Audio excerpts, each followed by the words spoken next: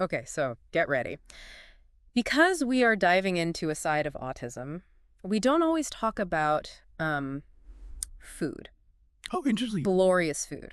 Right. Except when it comes to autism, the experience of eating can be anything but glorious for some. Yeah, it's a really interesting way to put it. And you're right, it's a topic that deserves way more attention. We think about the social communication aspects of autism, but eating something so basic is often overlooked. It's like we assume everyone experiences food the same way, but what if your senses are firing on overdrive? Right. Or the thought of trying something new sends you into a tailspin? And it's not just picky eating, Yeah. which like lots of kids go through. We're talking about really specific, often intense relationships with food. Yeah. Some autistic individuals might only eat a handful of foods, maybe even limited to a certain texture or color or even brand. So routine isn't just comforting, it's practically essential. Yeah, It's like the difference between a gentle rain and a sensory thunderstorm at dinner. that's a great way to put it. Uh-huh. Imagine if a food that smelled mildly interesting to you was suddenly 100 times stronger, Oh, wow. or a texture you found slightly unpleasant felt unbearable. Whoa, that's intense. I never thought about it like that. And that's all because brains process sensory input differently in Yeah, autism. exactly. It's like having a different operating system. Yeah. The hardware is the same, but the way it interprets the world, in this case the world of food, is totally unique. So it's not about being difficult, it's about navigating a world that can feel incredibly overwhelming, Yeah, even at the dinner table. absolutely. And this is where we need to be careful to distinguish between typical picky eating and something more serious, like a clinically significant eating disorder. Because while most kids grow out of picky eating, these disorders require professional help. Right, Our sources mention anorexia, bulimia, and something called ARFID. right. Anorexia and bulimia are more well known, but ARFID, or avoidant restrictive food intake disorder, is often misconstrued as extreme picky eating. So how is ARFE different? What makes it a clinical disorder? With ARFID, it's not just disliking foods. It's a severe avoidance that can lead to real health consequences, like nutritional deficiencies or even problems with growth. Imagine being so overwhelmed by certain foods that you can't even bring yourself to try them. Wow, that brings a whole new level of understanding to the phrase food aversion, doesn't it? Yeah. So we've got this complex mix of sensory differences and, in some cases, actual disorders. What causes these differences in the first place? Well, it's really just one thing. It's a perfect storm of neurological, emotional, and even social factors. We've touched on the neurological, how brains process sensory information differently. But then layer on top of that the emotional component. So, like how anxiety can totally kill my appetite. Right. But for someone with autism, that feeling could be amplified exponentially. Exactly. And imagine if those anxieties were specifically triggered by food or mealtimes themselves. Oh. That's why some autistic individuals find so much comfort in routine. It reduces the unpredictability and therefore some of the anxiety. So mealtimes become less about enjoyment and more about just getting through it. You got it. And then there's the social piece of the puzzle. Many autistic individuals find social situations difficult to navigate, and mealtimes, even for those of us without autism, can be loaded with social complexities. Unspoken rules, expectations. It can be a minefield. So I can see why sticking to familiar, safe foods might feel comforting. It minimizes the social anxieties on top of everything else. It's all about creating a sense of predictability and control in a world that can feel unpredictable and overwhelming.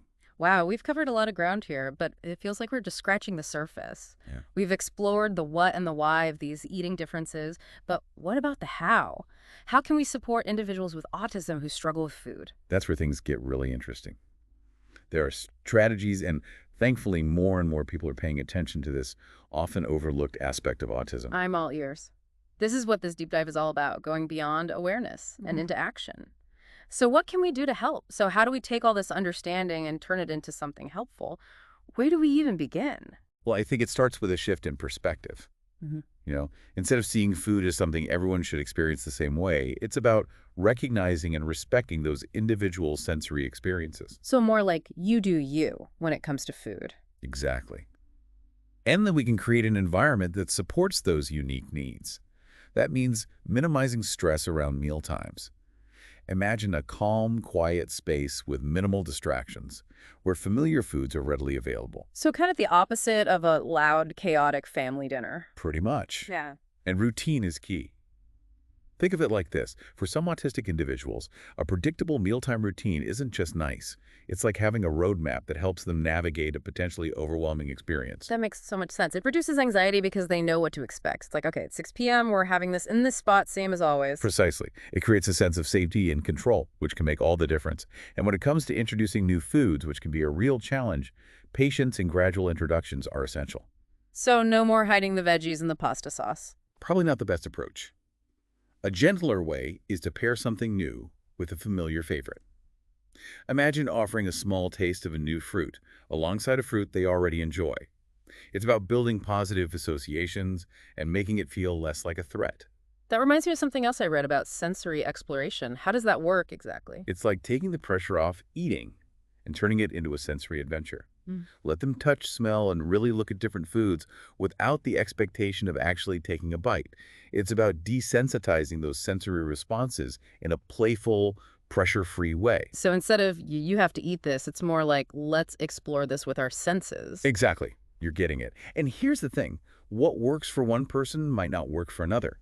It's about figuring out what works best for each individual. Which probably takes a lot of trial and error, right? It can. And that's why it's crucial to remember that professional help is available.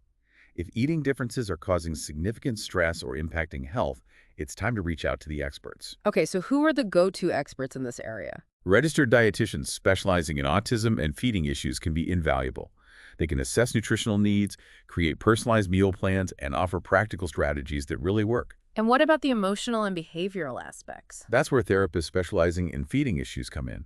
They can help individuals develop coping mechanisms for managing anxiety around food and work through any sensory sensitivities that might be contributing to the challenges. So it's really a team effort, families, educators, and healthcare professionals working together. Exactly. And at the heart of it all is empathy and understanding.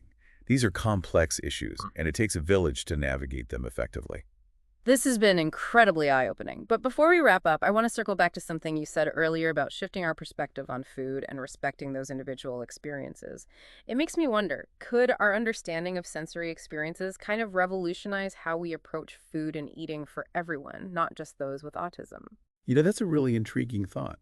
What if instead of just accommodating those differences, we actually embrace them as opportunities to learn? Right. Imagine the possibilities.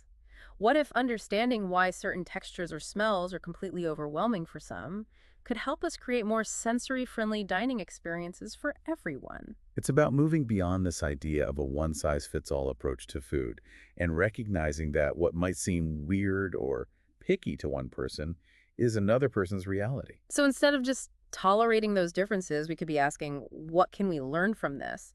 Maybe it could revolutionize how we design restaurants or develop new food products or even just approach meal times with our own families. Exactly. It's about expanding our definition of normal and understanding that there's a whole spectrum of human experience, even when it comes to something as basic as eating. This deep dive has been truly eye-opening. We've gone beyond the surface of autism and food, exploring the unique challenges, the underlying causes, and most importantly, how we can better support those with different needs. And maybe, just maybe, those very differences can inspire a more inclusive and understanding approach to food and eating for all of us. Talk about food for thought. That wraps up our deep dive into the fascinating and often overlooked world of eating differences in autism. We hope this episode has left you with a fresh perspective and a deeper understanding of this important topic. Until next time, keep exploring, keep asking questions, and keep diving deep.